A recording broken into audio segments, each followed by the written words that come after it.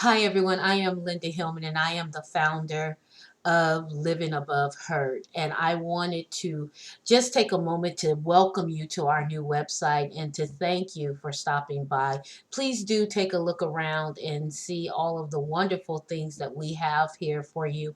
We have our About Us page where you can read more about what we do. We have a contact page so you can get in contact with us if you want us to come and present, or if you absolutely need our help, you can contact us. We also have some wonderful things where you can see us in action, see us doing what it is that we do, and training women and men on how to take control of their lives, how to live above the hurt, how to get past the devastation that they might have gone through.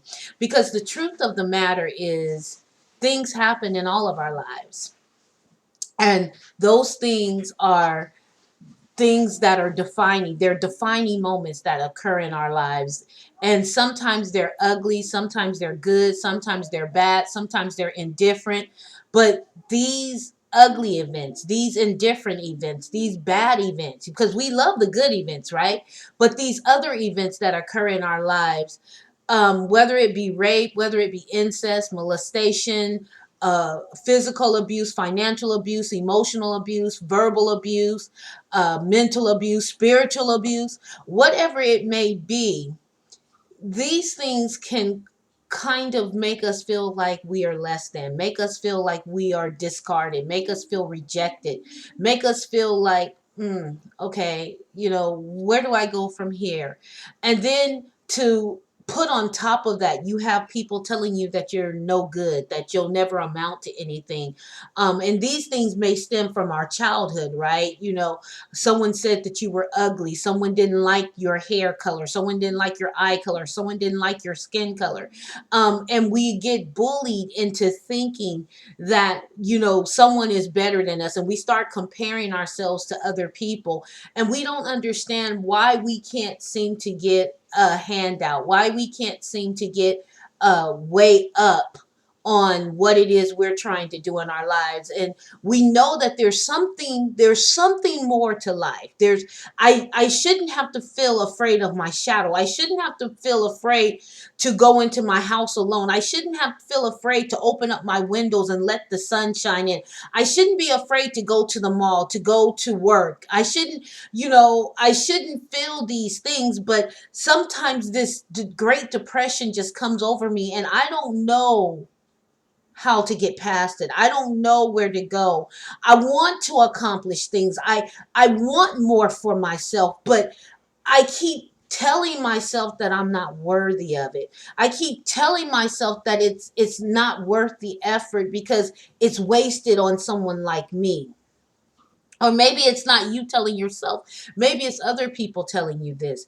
And so, let's just picture that 6-year-old in her room in the middle of the night, covers up to her eyes because she's hoping and she's praying and she's wishing that that person will not come into her room and touch her tonight, that she'll be able to sleep. But she can't go to sleep because she feels if she closes her eyes, then the nightmare is going to begin. And she doesn't have anywhere to go or anyone to tell.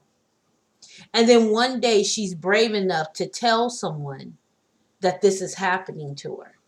And when she tells them, it's pushed to the side and she's told to get over it. She's told to forget about it, to this what happens in this house stays in this house, and you better close your mouth. Or maybe the person that's harming her is telling her, if you tell someone, I'm going to hurt the people that you care about the most. Should that 6-year-old have to carry that? And what did that 6-year-old do to cause that to happen?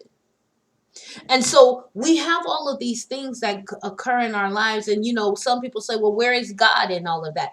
If God is so loving, why isn't he there to protect that little child? Why isn't he there to protect that woman and that man? Why did he allow this evil thing to occur?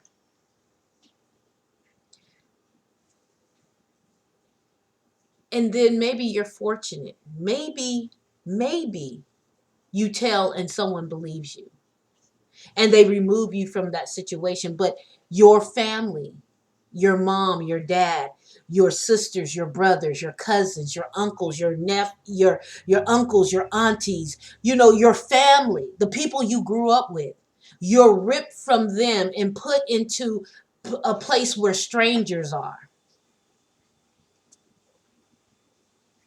And so now you're beating yourself up because if I hadn't said anything, I would still be with my family.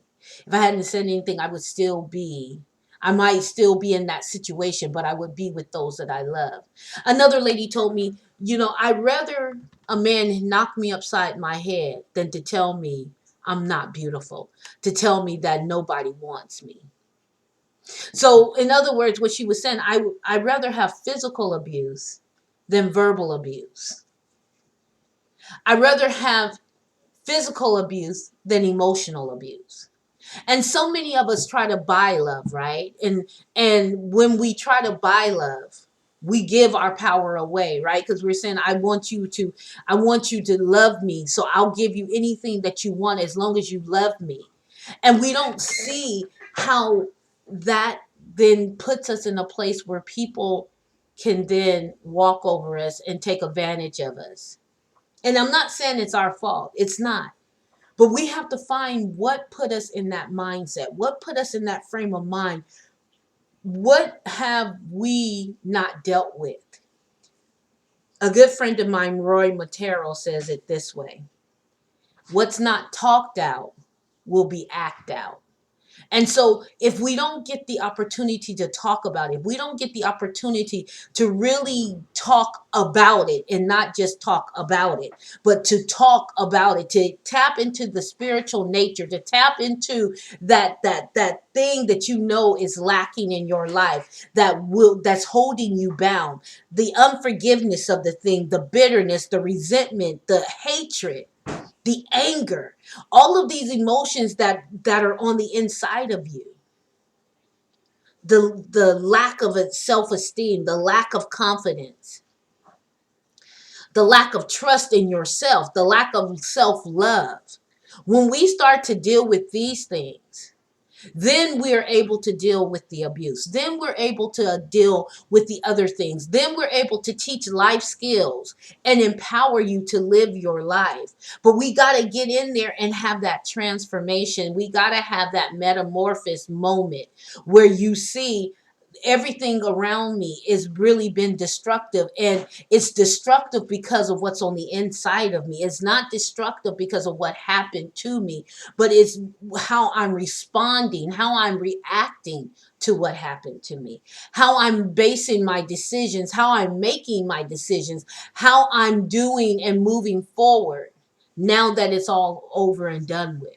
Or maybe you're still right smack dab in the middle. And so the only thing you see is hell. When all you see is hell, a little bit of heaven looks good, right? But that may not be the heaven that you need. That might not be your soul salvation. That might not be what's going to carry you to the other side. But it looks better. If you have someone beating you and you have someone who just verbally abusing you, the verbal abuse might look great because they're not beating you, right? But still, neither one of those situations are ideal. And so we make decisions based on what we know, what we have, what we're familiar with. And transformation has to take us out of our world, the world we know, and put us in the world that's possible and allow us to grow from there. These things that occur in our lives don't have to change the trajectory of our lives. We just have to heal from them. We just have to know that there is better, that better can be had. And when you get to that place, when you get to that moment where that is, wow, I can actually be something. I can actually do something. I don't have to be afraid to step out. And if I leave this person, or if I leave this situation or these circumstances, that's not the end of my life. I can survive. We sing that song, I will survive. Hey, hey, but you will. You will survive. You can be healed. You can live a full life. You can get everything that you desire, and you don't have to be lacking in any way, shape, or form. But you have got to ask yourself the question, am I ready? And if you're ready, I want you to reach out to us. I want you to say, look, how can living above hurt help me? What can you teach me? How can you put me on this road to recovery? And I guarantee you, we will do exactly that. And we don't give up. We're a tenacious bunch. We don't give up. As long as you're in the ring swinging for your life, we're going to be right there with you. And I guarantee you, you will survive. So, yes, the question is, can you live above hurt? The answer is yes, you can. But you've got to want it. You've got to really desire it. You've got to know that there's something more out there for you. There's better. You can be resilient. You can be trustworthy. You can be valuable. You can be everything. You are lovable. You are lovable. You are lovable. And you're worth having someone love you the right way. Not love you to control you, not love you to beat you, not love you to take away things from you, but love to add to you, to deposit strength and courage, because that's what you give. So, again, my name is Linda Hillman. I am the founder of Living Above Hurt, and I want you to know that I am here to help you in any way, any shape, any form. We will survive this together.